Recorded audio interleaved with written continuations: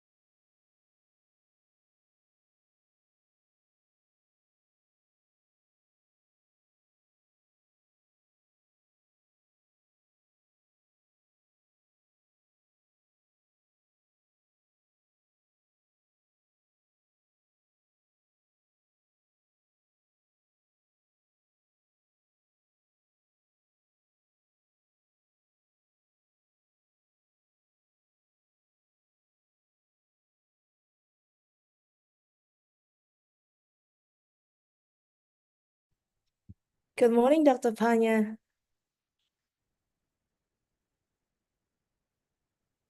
Hi, good morning. Good morning. Good to see you again. Me too.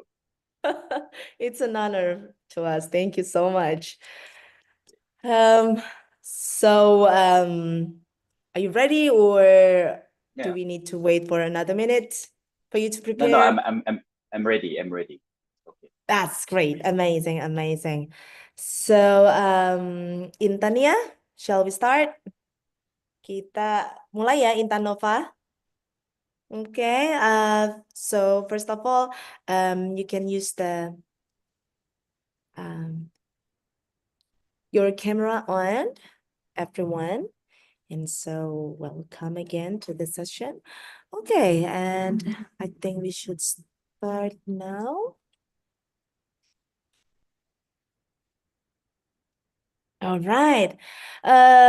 Again, good morning, Dr. Panya Akara Putapong. It is an honor to us to again have you joining our department guest lecture session. And this year is an amazing year because finally we got the chance to see Dr. Panya after our last year's session. That's amazing. Always amazing to be with you. And so today we're honored to have Dr. Panya Akara Putapong to present on competency-based learning. And so this is a guest lecture collaboration between Elementary School Teacher Education, Faculty of Education and Psychology, Universitas Negeri Semarang, here in Indonesia, and the Department of Educational Policy Management and Leadership, Faculty of Education, Chulalongkorn, University, Thailand.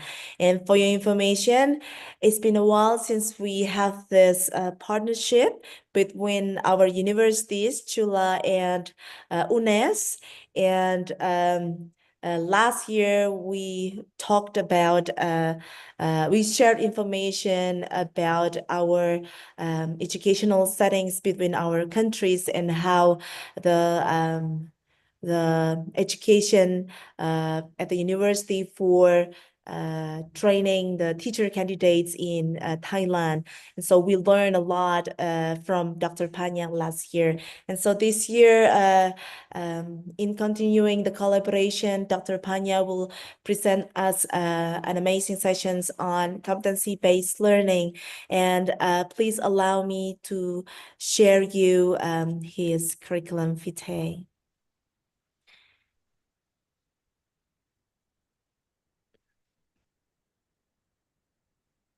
And so Dr. Panya Akara Putapong is a full-time lecturer in Chulalongkorn University, Faculty of Education, and he earned his doctoral degree from University of New South Wales in Sydney, Australia.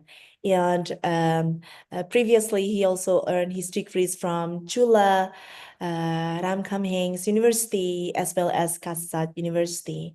and he received many awards and fellowships and grants throughout his career, including University International Postgraduate Award from the University of New South Wales, Sydney, Australia, a Master Degree Studies Scholarship from Assumption Samut Prakan School, as well as teaching license, English Study Abroad Scholarship in Sydney, as well as in UK, and also the Visiting Research Scholarship in the UK, and an amazing award on the Bachelor Degree Study Scholarship from the Faculty of Science, Kasta University.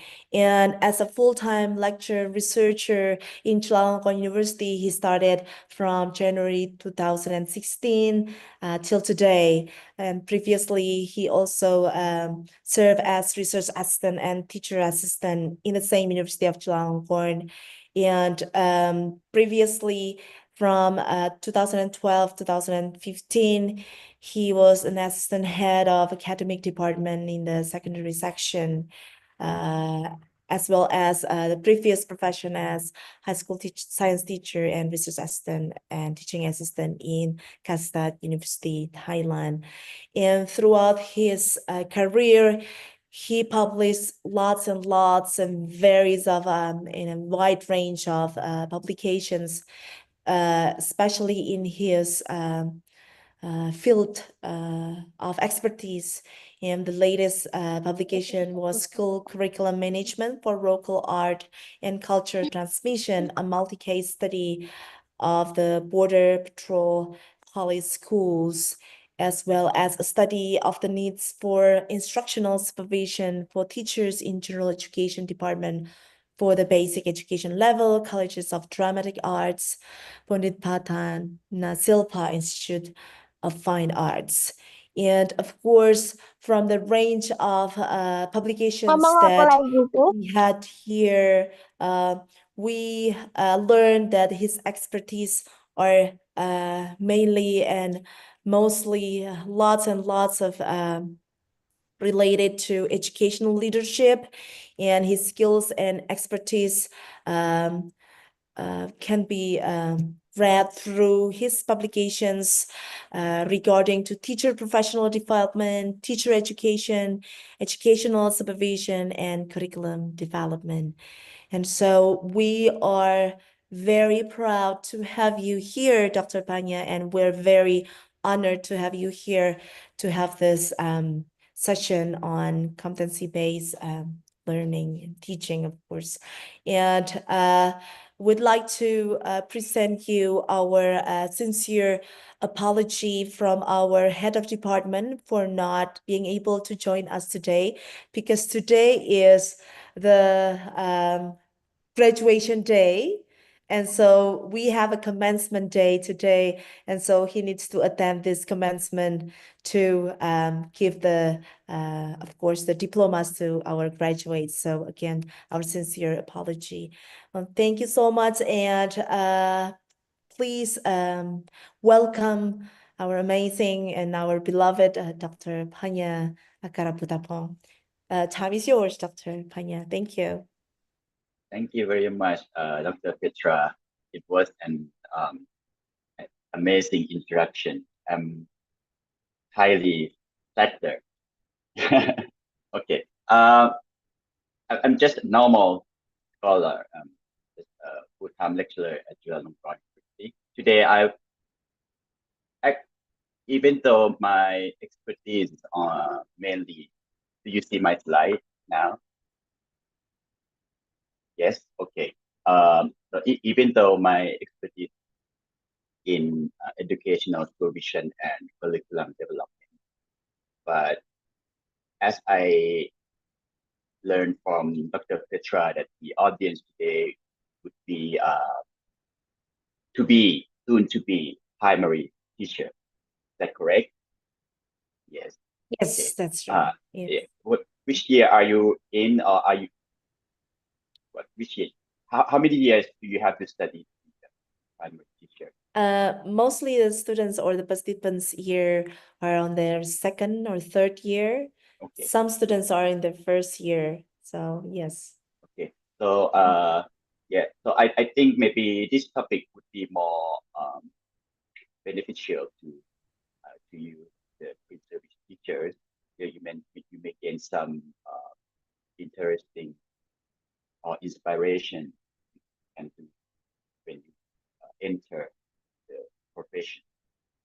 So competency-based learning, or we call the term usually is referred as CBL, competency-based learning. First questions, which I demand answers from the students. What do you think is competency, and why do you think? I mean, why it is important that we have to talk about it today? Anyone like to answer? Please raise your hand. Please. Silakan, siapa? Raise your hand.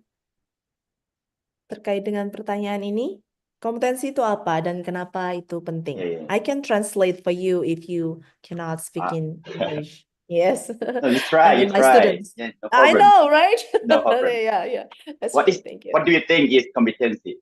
Without searching your internet browser or without asking the AI chatbot. Anyone?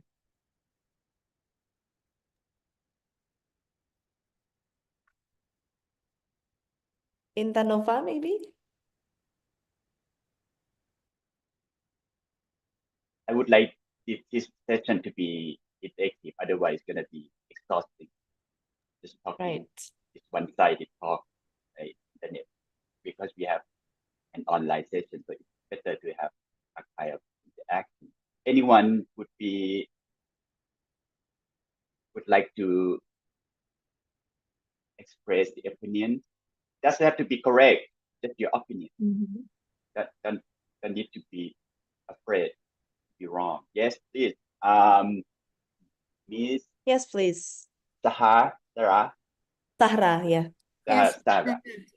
Yeah. So, Thank you, Sarah. yeah. So in my opinion, competency is refers to ability to perform a task or activity effectively. So based on knowledge, skill, and attitude, it is important because it ensures individual can make the job requirement, achieve goal, and contribute effectively in various contexts. So that for me, thank you. That is exactly correct. As if you seen my next slide. Competency is the ability to do things well, in different situations. And why is it important? Because in the real life, when you teach students, when they already graduate or already finish the school, after your class, they will encounter many situations in the real world, in the society. So it is important that we need to prepare them what they are about to face outside the classroom, outside. So this concept has been around for about, like, I don't know, 10 or 20 years. Start from higher education, like engineering, medical department, that they need to produce physicians and engineers, that they need to be competent, have competency of doing things. So and now they sort of move on to the basic education as well. In Thailand, we also moving towards this way of learning approach. We are trying to reform our curriculum to be more competency-based curriculum. Right now, our curriculum is, we say, outcome-based or standardized-based curriculum, which has lots of indicators that the teacher need to follow. And those indicators sometimes mainly content-based or skill-based. separately, not all together. As Sarah explained, the competency means the ability to do tasks, to perform tasks successfully. By doing that successfully means they need to apply 3 domains of learning. I believe you all know the 3 domains of learning. We have the knowledge, a cognitive domain knowledge, and skills, or psychomotor domain, and the attitude or affective domain, all together, not separately, to do something or to do a task successfully. And to do that in different or diverse contexts. And I believe you might already know the word literacy, but to put competency in the relationship with literacy, competency is narrower, yet narrower than literacy. For example, if you have ICT, technology literacy, obviously you will have ICT competency. But if you have ICT competency, you can do something well. Maybe you can use Excel very well. You can use function for your office work successfully. You have that competency.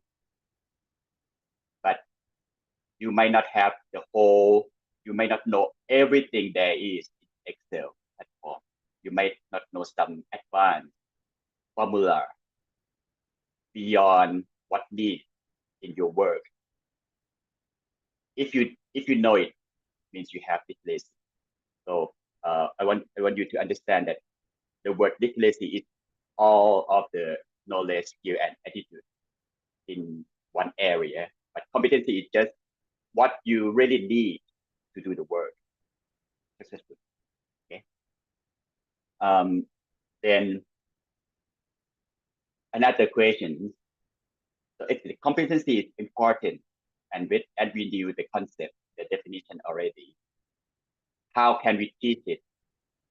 How can we build or cultivate competency in our students when you do teaching? First thing before teaching, what do you do?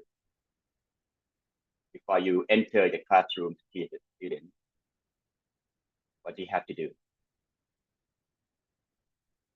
Anyone? Silakan. Bagaimana kita bisa mengajarkan kompetensi? First thing that you need to do before you enter classroom.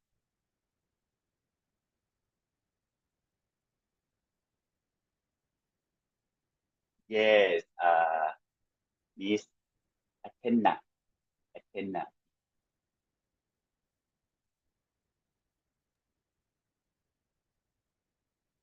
Your mic's off. The mic is off, Athena. Am I Not yet? Okay. Yes, now it's Okay. on.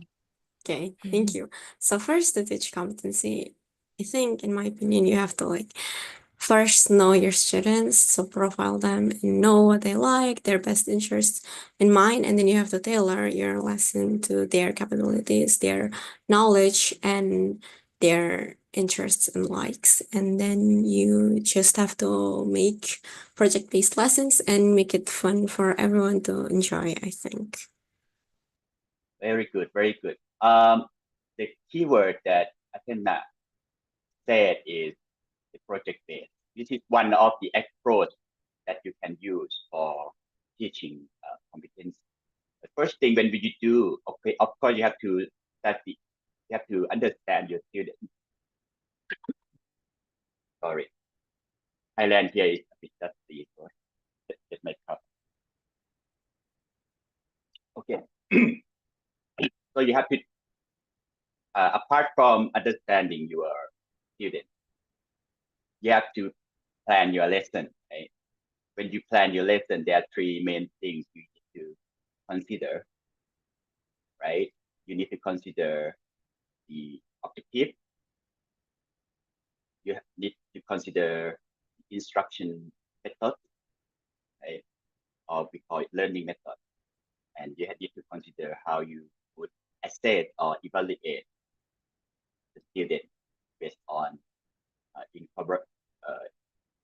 based on the objective you set. So there are like three golden domains for lesson planning. To plan competency-based learning classroom, the objective you set need to set so that you know that you want to teach the student to do something, to be able to perform something in real world situation or in closely related to the real world situation. Okay, the objective to do something. You need to explicitly say that the student will be able to do something in some situation. Okay, and the learning, of course, there are many ways, many approaches, but the concept that maybe you are already familiar with is active learning. I'm not sure if you have heard of it, but it's a thing now here in Thailand. Been for a while, for these past 5 years, we are trying to promote this active learning approach, which can use to teach competency in classroom. We will talk about it later. And the evaluation needs to be authentic. Okay, authentic. What is it? Authentic. We will talk about it. First, the objective. Okay, the good competency-based objective need to be 3 domains included all the time. You cannot teach only K knowledge, or you cannot teach only skill in one lesson. You have to teach all 3 domains at once, and all 3 domains need to relate it to one another. That way you can build competency. So for example,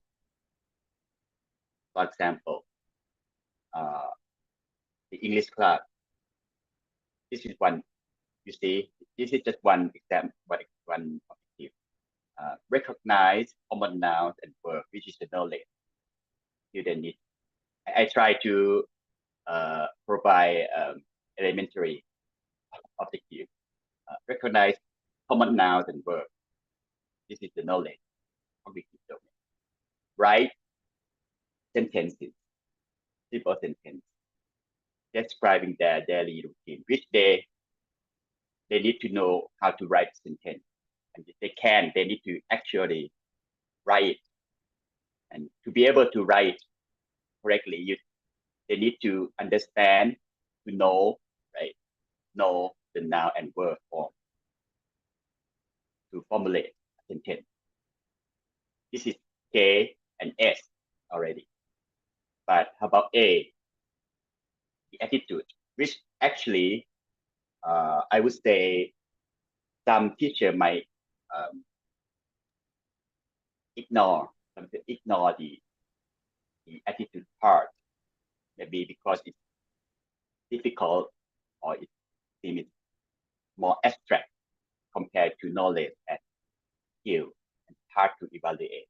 But they really need to focus on this more. The attitude here is show confidence and enthusiasm in expressing their idea. Okay, so what is the task here? The task here is so that the student can write sentence. They can write a sentence, but to be able to do it successfully, they need to know how to write it, and they need to understand what the nouns and verbs are. Not enough. Only know it. They can do it. Just do it in the classroom. Outside the classroom, maybe they don't want to do it, or they are afraid to write it.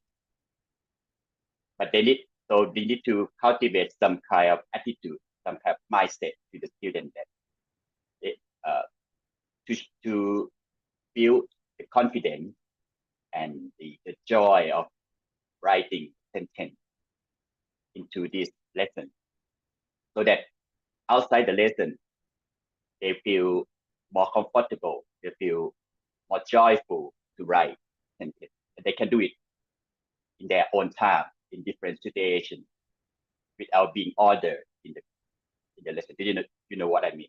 So these three things need to be together, otherwise it's not successful in real life. If you teach only K or S, they can do it in your class. They do it because you order them to do it. But outside the class, they might not do it. It might not become their habit. It might not become their routine activities, right? Another example, this might be a bit clear, hand washing, how to wash your hands, right? So, okay, the knowledge, students should know why washing hands is important, right? We teach them important because of the clean the bacteria, the COVID-19, blah, blah, blah. Okay, you will get sick if you don't wash your hand before eating meal. Okay, if they understand, they can explain it, they have the knowledge. But they also need to practice to know how to wash their hands correctly so that it's clean, right? Many posts, many practice that they have the steps, right? Use the soap, water, which way to wash your hand, the fingers, the nails. They have to demonstrate. So if they can then demonstrate it, they have the skill. But more than that, they need to have positive attitude towards personal hygiene, right? They need to know that it is important. This in their daily life, they need to keep the hygiene for their body. Otherwise, they just do it in the class, perform it so that they get credit. But outside, at home, they might not wash their hands, but they don't care. You need to teach them to care. But the most important one is how can we teach them to care of the hygiene. Teaching attitude is the most difficult one among the three. Teaching knowledge is easy. You're teaching the skill. It's a bit harder than the knowledge, but still doable. But attitude is challenging, right? Another example, the math. Identify standard unit of length, okay? Centimeters and meters. So they need to understand what centimeters, what meters are, and they also have to measure it using objects in the classroom and use the ruler or measure tape, so they can measure and know the length of the object. And the attitude part demonstrate integrity, be honest in recording the measurement correctly and honestly without altering result. We need to teach them to be honest, sincere. So otherwise, in their real life, even though they have knowledge, they have the skill to do the math problems. But if they cheat it, they fabricate, make wrong result, it wouldn't be, their life wouldn't be successful. They might be successful for some time, but for long term. So this need to be done and need to be woven into your lesson.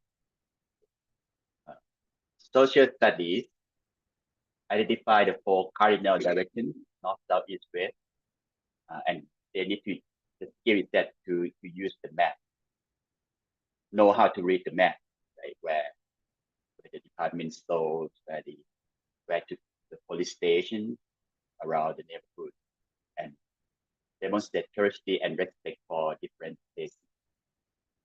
This is just example to get the idea of how to identify the objective. It doesn't need to be in one sentence. You can separate them into K, S, and A, but these three need to be related. Okay? Related. Next is how to teach it. Right? How to teach it. What I present here is one of the way. One of the way. Active learning. The active learning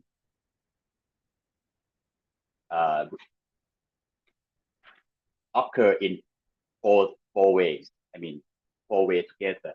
When you want the class to be active, you need to provide activities that the student can be active physically, intellectually, socially, and emotionally. Okay.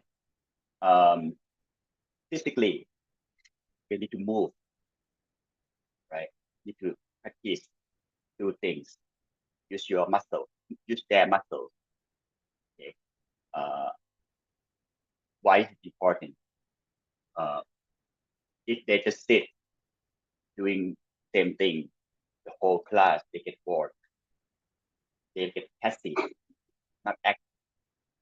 They lost their concentration. Okay, and physically active is the way to enhance the skill. Okay. Actually, intellectually active. This is the main point of the brain, right? Think. We need to provide some activity for that they can think. Maybe we can use a problem-based learning approach, inductive method. Okay, provide several examples so that they can synthesize the concept or the main idea from this samples that we give them. Use case study so they can provide some opinion and learn things from the case. You may also use concept mapping, think, pair, share, or questioning. I'm not sure if you know think, pair, share. I think you know, right? Okay. Or you use high order thinking, questioning. Don't ask them only yes or no, right? They don't think yes or no, they just guess. Ask them how, why, okay, what if, okay, what do you think on the scale of 1 to 10? How do you agree to this topic, and why not? This is the way you train their brain, their thinking, okay, and they get intellectually active, knowledge part as well can be enhanced. Socially active, they need to exchange the ideas, they need to work together in groups, in pairs. They need to interact with their peers or with with us, the teacher. Knowledge doesn't come purely from the book of the text. Knowledge comes from its construct among humans, among people. When construct the knowledge together. So you might use project-based learning. Put some project on, they can work as a group. Use several ways of cooperative learning. Jigsaw, I'm not sure if you know jigsaw. Jigsaw is like you put students into different groups, right? For example, 3 groups. This is called home group. The home group will identify who is the leader, who is the presenter. There's some group processing technique that you have to identify the roles in the group so that they can work together successfully. This is socially active. But each member of the group will be assigned to be an expert in one topic. Right? For example, if you have like five topics and 5 members in each home group, 1 member will come to one topic. So you have 3 experts in this topic A. And then they have to learn that topic very well, and so that they can come back to their home and tell their friends. Jigsaw, they have to, each of them will expert in different topics, and they have to share their expertise together to do some task successfully. So this is where they can talk, they can discuss. Brainstorming, think, pair, share, fishbowl. Fishbowl is that when you have students perform something and the other circle around that practicing student and reflect on how well or how not well, or the opinion related to the performance of that student. Like we are looking at the fish, looking at a fish in a fish bowl. We're looking at it, the peer that circulate around the performing students, the one who reflect, so they can exchange the idea. Debate, group discussion, use game. This is a tool or activity that we can have the students socialize. This day you cannot avoid being socialized.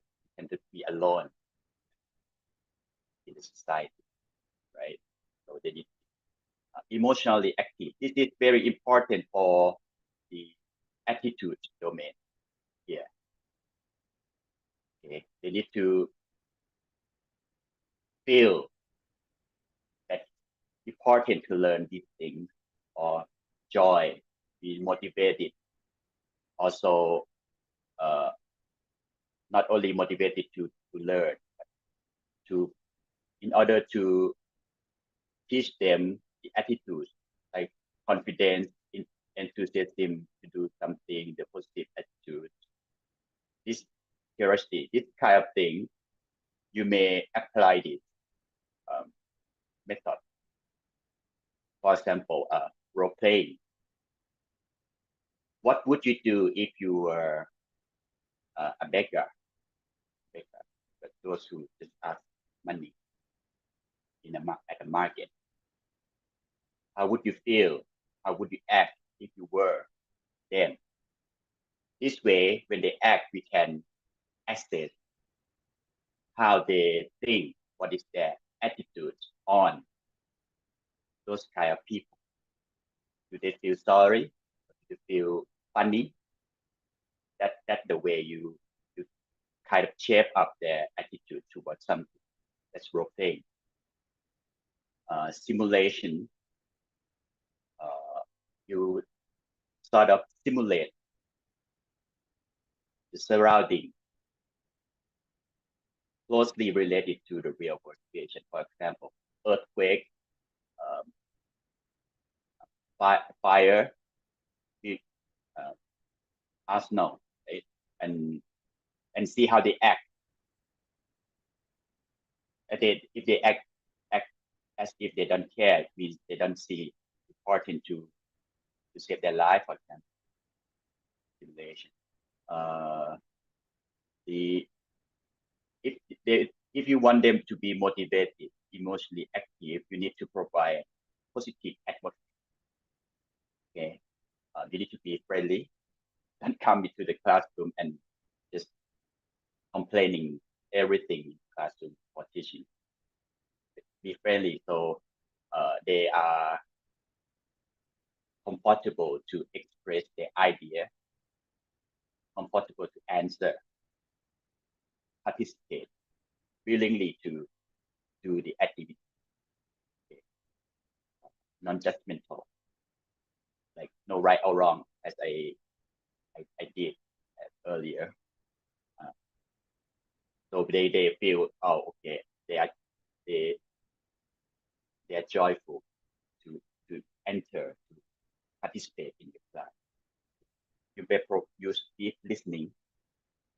When you deep listening means when you not just hearing. When you listen to someone, you respond. Right? You respond. You nod your head. You lock your eyes on the other party. Try to understand, paraphrasing the other. Have them reflect their learning, also the way they can provide emotional active. Apart from these four domains for active learning, okay, you may use experiential learning.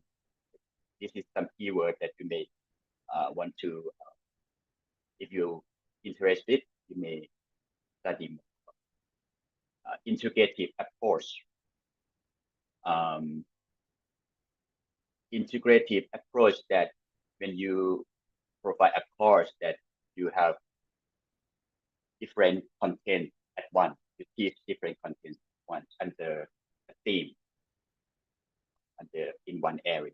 You don't teach science, math separately, teach them together. But the STEM, STEM, STEM also a way to that you can. It's one of the active learning approach. Okay. Self-directed learning, the learning that students can decide on their learning goals, what they want to learn, what degree, what level they want to achieve on that day, and how they achieve it. They decide on their own, self-directed, and how they think would be the best way to access or evaluate that they already achieved it. Like they plan them by themselves. This self-directed learning can provide them with intellectually and emotionally active. Scaffolding, you challenge the students individually. This actually sort of interrelated. You challenge the student big enough so that they can achieve. And when they achieve it, you change the challenge. You enhance the challenge to upper level so they can also achieve it. Again, with your guide, your help. So this is the way maybe you want to apply for teaching, to teach the competency, right? The last one, when you do all sort of things, you already teach them. You need to assess what is the best way to evaluate, assess the learning. If you teach only knowledge, we always do exam, test, paper-based test, written test, only knowledge. But competency doesn't include only knowledge, right? It includes skill, includes attitude. So how would you evaluate these three domains together? One way you can apply authentic assessment to assess things that closely related to real world situation. Okay. Principles, when you do authentic assessment, you try to follow this. Okay. One, practical performance based on the performance, what they can do, what they can, based on their behavior, how well they can do something. You can also look at their progress, not only summative, also formative. You don't judge them by only at the end of the semester, but you also judge them based on their progress, how well they develop since the beginning. It needs to be real life related. The situation you give them when you evaluate students to do some task, it needs to be related to their life. Okay. Very simple example, when you provide math exam, there is symbolic problem, right?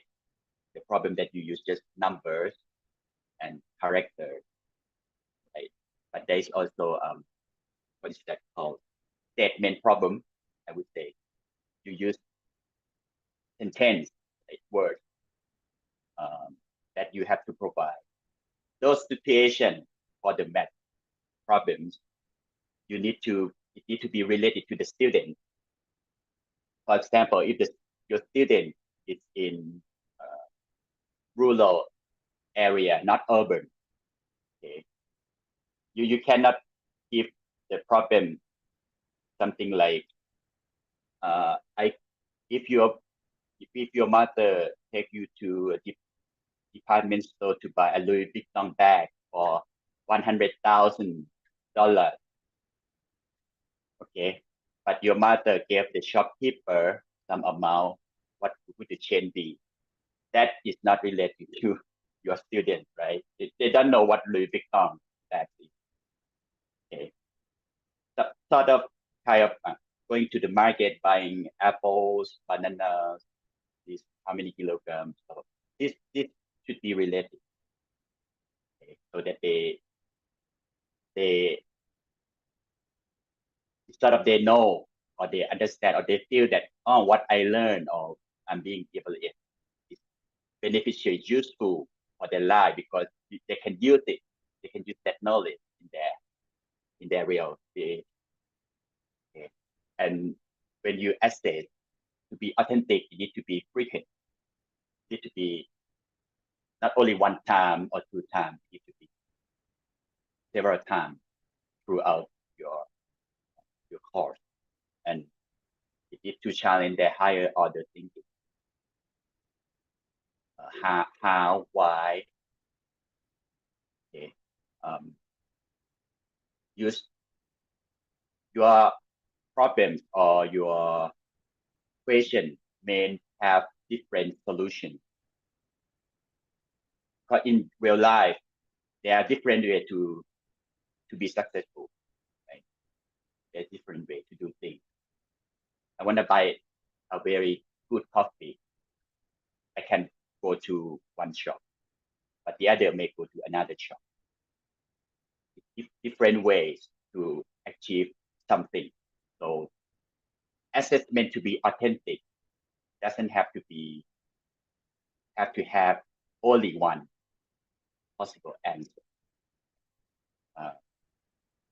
And use different assessment methods. I will explore this more this slide.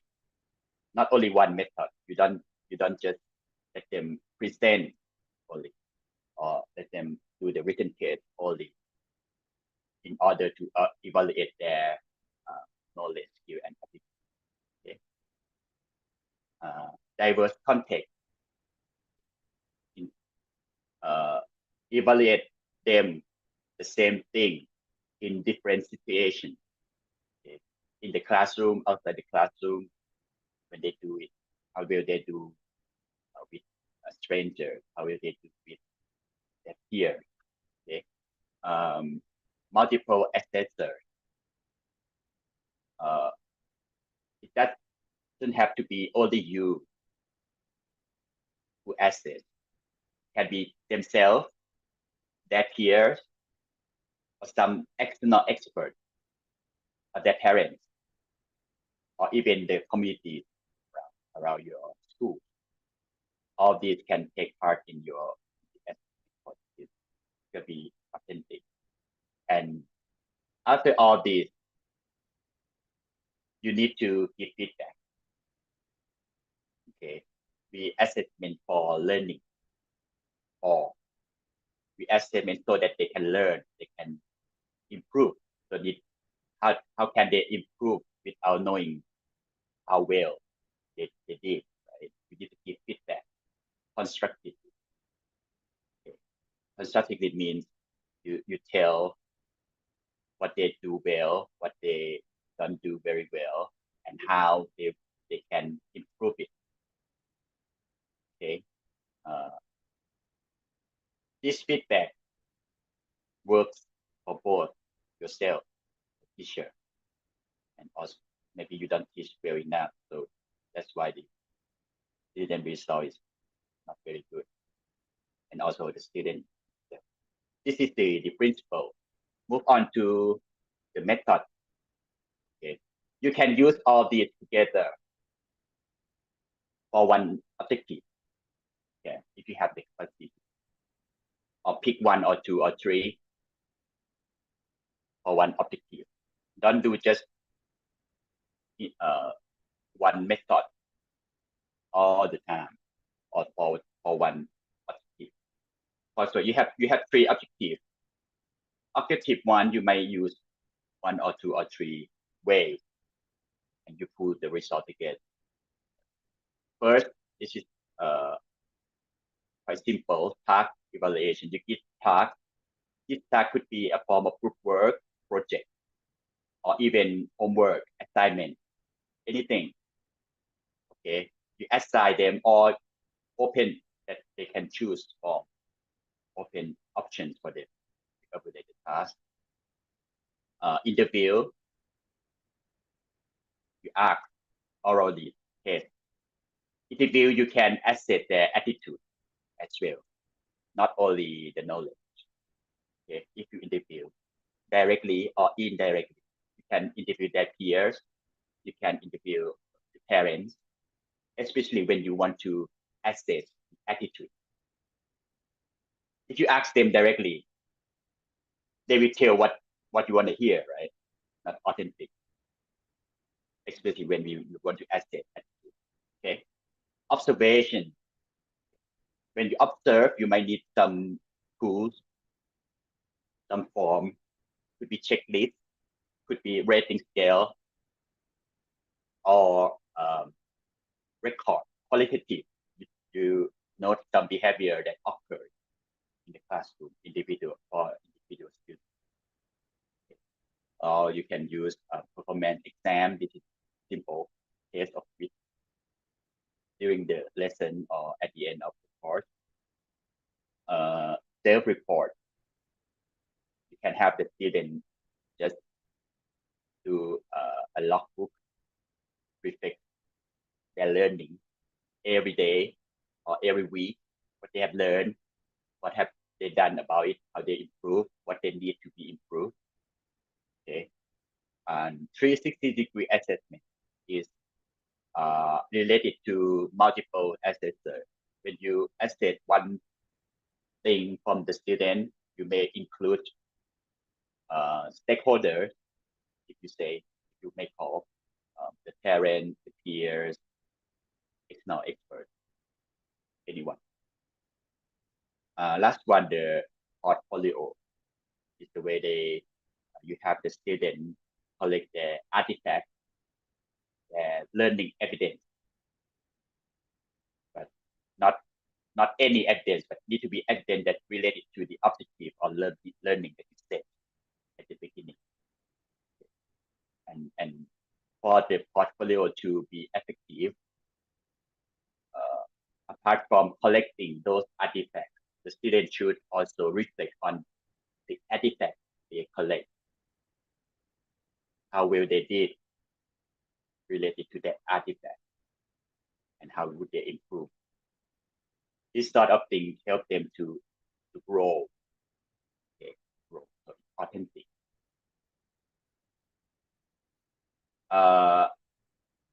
The last slide is I want to just add this morning, because when I talk about the integrative approach, I came across this Finnish basic education. This is maybe beyond your role as teacher. In national level, also need to drive an integrative approach. In Finland, they do. They have the subject, but in their curriculum they also have these 7 competencies, and they demand all the school to build this competence in the student through all subjects, something like that. And they also demand that the school need to come up with a course that can teach this all together, something like that. I'm not sure if your Indonesian curriculum have this competence aside from the subject, the core subject, but here the idea that you might want to think about. Okay. That's it. All I briefly prepare for you today. Hope it's helpful. If there are any question, I'm happy to answer. You might want to ask about the Thailand situation, or is more explore more about this four things. I might not explain it deep enough. So yes, that's all for me. Yeah. Thank you very much, Dr. Panya. Before we start the question and answer session, I'd like to also welcome our lecturers from our study program joining with us this morning, Dr. Panya. We have Ibu Nuning. So Ibu Nuning is the lecturer for the assessment course in our study program, as well as Ibu Barokah, Ibu Is, and also Pak Fatur, Muhammad Fatur Rahman. So actually our head of study program sent Pak Fatur, Mr. Fatur. He is the head of the study program laboratories, and he sent Mr. Fatur to represent him to welcome you. Actually, he joined us from the beginning. It's just I miss him, not knowing him joining us. So sorry again, Pak Fatur. And actually, Mr. Fatur and Farisco, you remember him, Farisco, and as well as Mr. Novi visited Chula a couple of weeks ago and met with our with the dean, the associate professor Yotsawi Saifah. Yes. The new dean of faculty, yes, in the dean of faculty of education.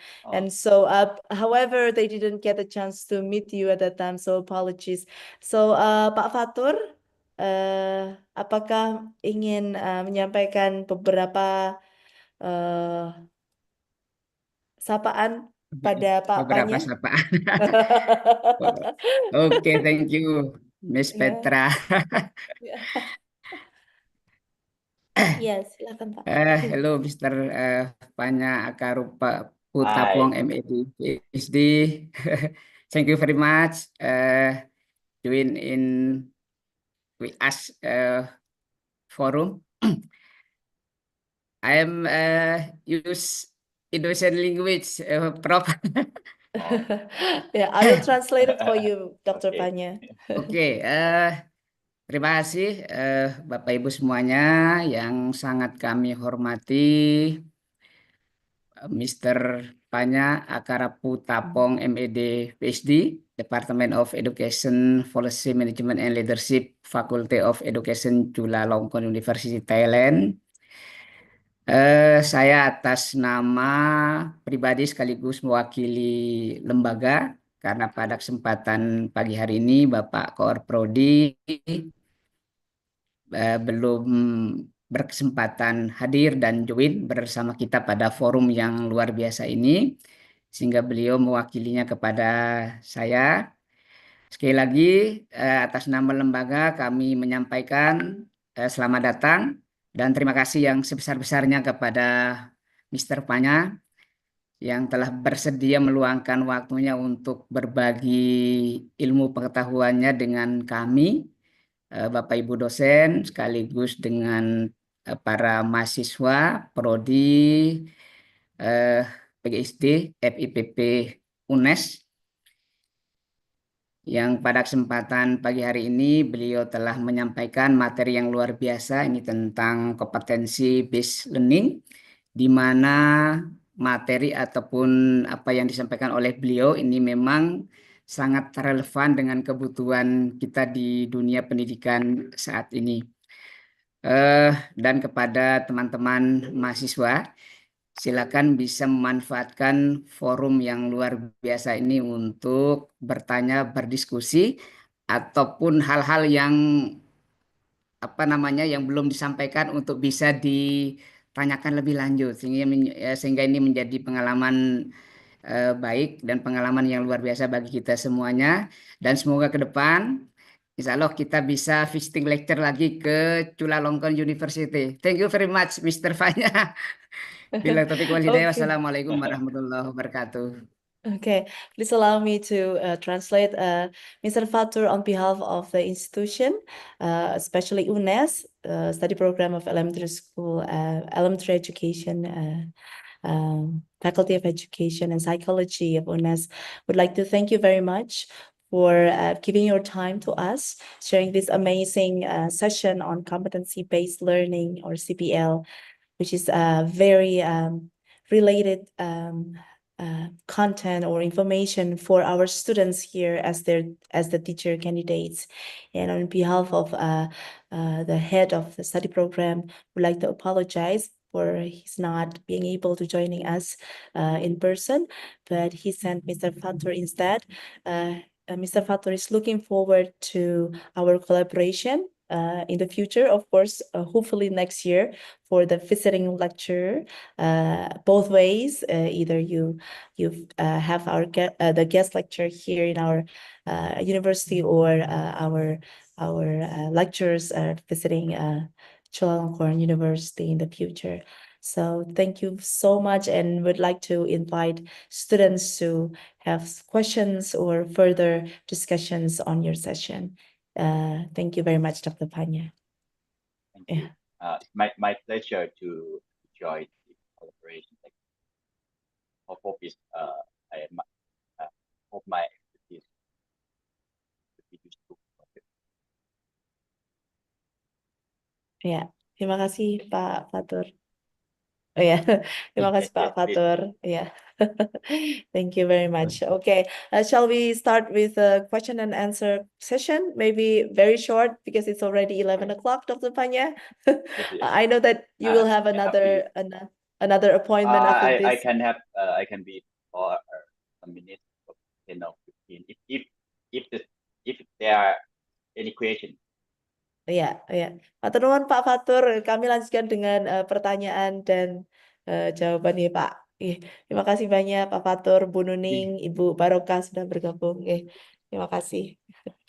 Silakan, please students, if you have any questions, we might have a couple of minutes before Mr. Panya have another appointment. Silakan. Boleh pakai bahasa Indonesia if you need to Any type. questions? I mean, doesn't have to be related to CBL if you want to know. Oh, wonderful. I can answer. Sure. Thank you very much. Pertanyaan apapun, rekan-rekan, silakan. Boleh di-chat juga dalam bahasa Indonesia. I will translate it for you. It's also possible. Any question, please?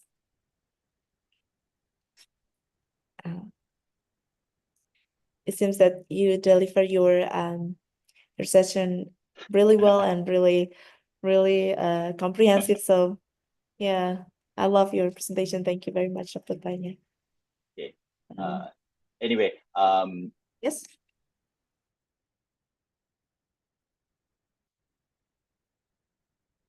I'm not sure last time I present you information about scholarship. If anyone raised, like last year, the faculty distributed scholarship announcement. I believe I sent to you. Yes, you did.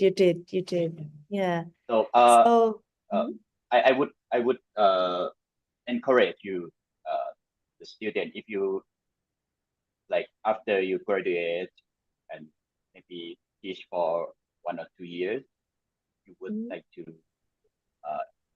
continue your master degree, you may look at scholarship.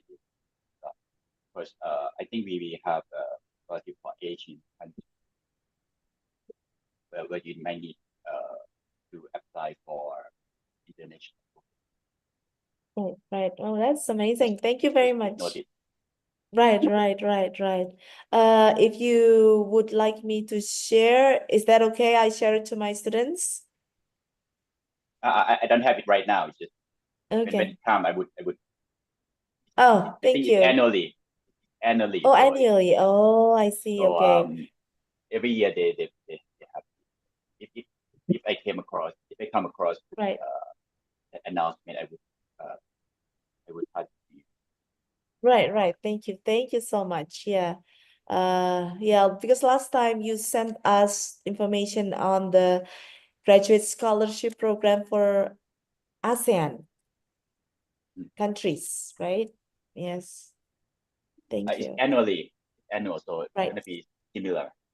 Oh, I see. change. Great. Thank you so much.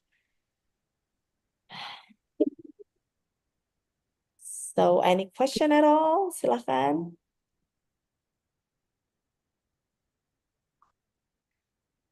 Oh yeah. Okay. Yeah, someone chat me Indonesian version of question here. I will translate it. We have WhatsApp. I don't know if Thailand has WhatsApp. We have, So yeah. you We do? use Line. Oh, you use Line. Line. Right. Yeah. So sometimes students are just asking me questions through WhatsApp. And so here is some questions that we have here. Okay. So the question will be in terms of scaffolding. Yes. So scaffolding, you mentioned that can be a bridge of activating learning between intellectually and emotionally.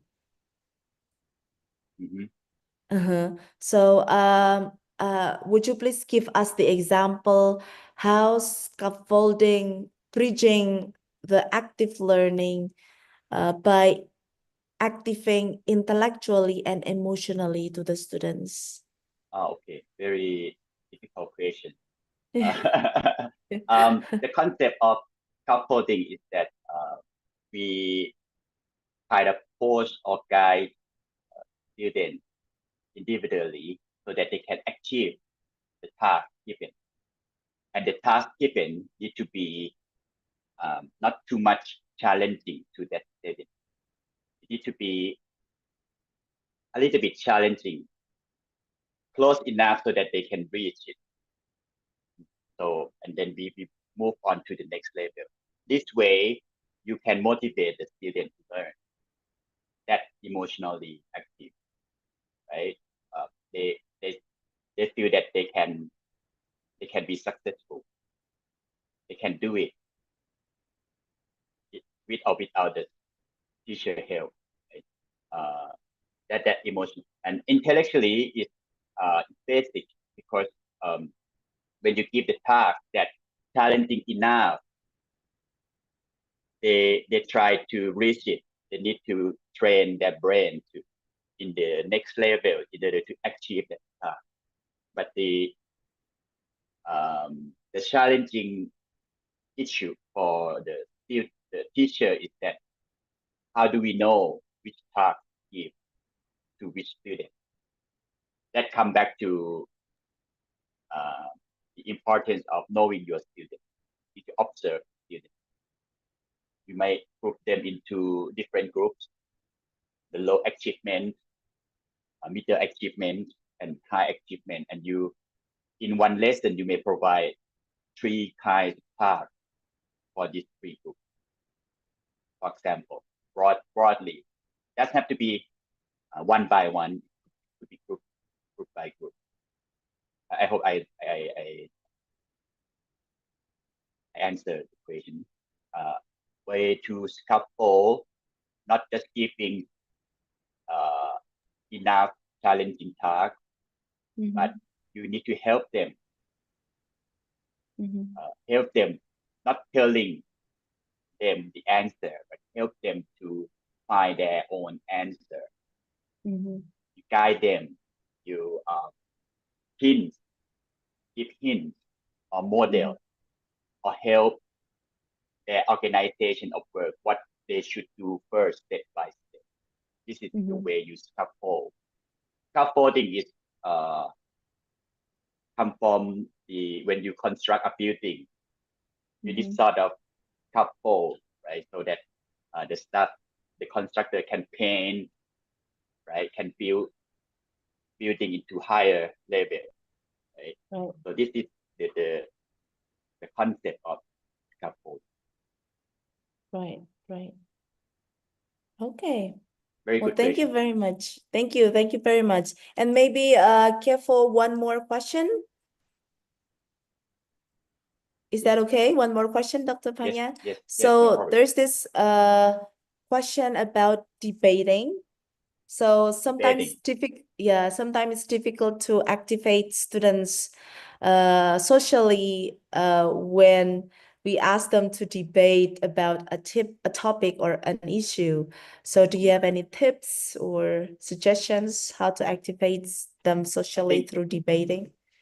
I think that the issue need to be very interesting and trendy to the social right now. For example, I don't know what is what we talk about in Indonesia or around your school or the university right now.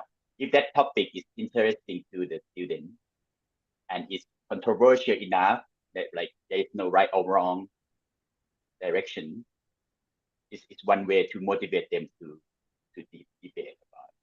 And another thing is that maybe they don't know how to debate. When you debate, maybe you need to give them sort of example debate. Where you guide them how to debate on sample topic to show them they don't participate well, maybe they are shy, right? like you now today. So along in your course, throughout the course, start from the beginning, you need to sort of give them chance to say their opinion without judgment. And you build this mindset to the student. They feel that it's easy, it's okay. It's a pressure to say their mind. And then when they debate, they would be more comfortable to say their opinion. I think this is the tip that maybe can. Right. Okay. Well, thank you so much. It is very difficult sometimes to activate students here in Indonesia to debate. Same here in Thailand. Oh yeah. I don't do much online session. Right. Mostly on site, so we can nominate students. Right. How about you? And we walk to their face and then you answer my question. Right. That is, I think we almost have the same or similar culture here in the classroom. Yeah. Okay, well, it's 11:30 now. Okay. We believe that you have to go and have another appointment. That's amazing to have you. We learn a lot that competency includes not only knowledge, but also skills and attitude that to activate learning, we have to not only thinking about actively activate their intellectual, but also physical, social, and also emotional. Again, Dr. Panya, thank you so much for having this amazing session, and we'll learn a lot from you. And within a short notice, you prepare all of this. You're just such an amazing magician and sorcerer, I will say. One night. Having all of this put up together for us. Again, thank you so much on behalf of our Faculty of Education and Psychology, Universitas Negeri Semarang. We're honored to have you again this year, and hopefully we have another session next year with you, Dr. Panya. All, please give applause to Dr. Panya. And thank you so much again. Hope to see you again soon, Dr. Panya. Thank you. Thank See you you very soon. much. Thank you. See you. Bye-bye. I leave now. Okay, thank you. Bye. Punhap. Sorry. Oke, rekan-rekan yang tersayang, silahkan mengisi daftar hadir. Ada beberapa pertanyaan yang nanti akan membantu prodi kita maupun Dokter Panya untuk mengetahui evaluasi terhadap sesi ini. Thank you segala angkatan Anda yang sudah bergabung. Sukses selalu untuk Anda ya. Semoga sesi ini semakin menambah pengetahuan Anda, semakin memperlancar kemampuan Anda dalam listening in English, dalam berbagai aksen dan dari berbagai negara. Tetap semangat, maju terus, jaya terus PGSD. Sampai jumpa. Thank you. Bye. Foto bersama dulu, Terima kasih 1, 2, Bu 3. Petra. Oh ya, terima kasih Bu Saya Is. Foto menyimak dulu tapi Bu. sambil ngajarnya. Oh ya, Oke. terima kasih banyak Bu Is yang selalu Email labnya. mendukung PGSD. Nggih, terima kasih. Foto-foto 1, 2, 3. Satu lagi, screen berikutnya 1, 2, 3. Screen berikutnya 1, 2, 3. Screen berikutnya lagi 1, 2, 3. Screen berikutnya lagi 1, 2, 3. Aduh, wajahnya sayangnya tidak dibuka. Ini 1, 2, 3. Screen ke-8. Screen ke-9. 1, 2, 3. Screen ke-10. 1, 2, 3. Thank you mahasiswanya Bu Nuning, mahasiswa saya maupun mahasiswa Bu Is dan Pak Fatur dan semua mahasiswa. Thank you, bye. Diakhiri ya. Oke, ma'am. Oke, sudah di ini ya. Daftar hadirnya sudah dicatat ya, di copy paste ya linknya.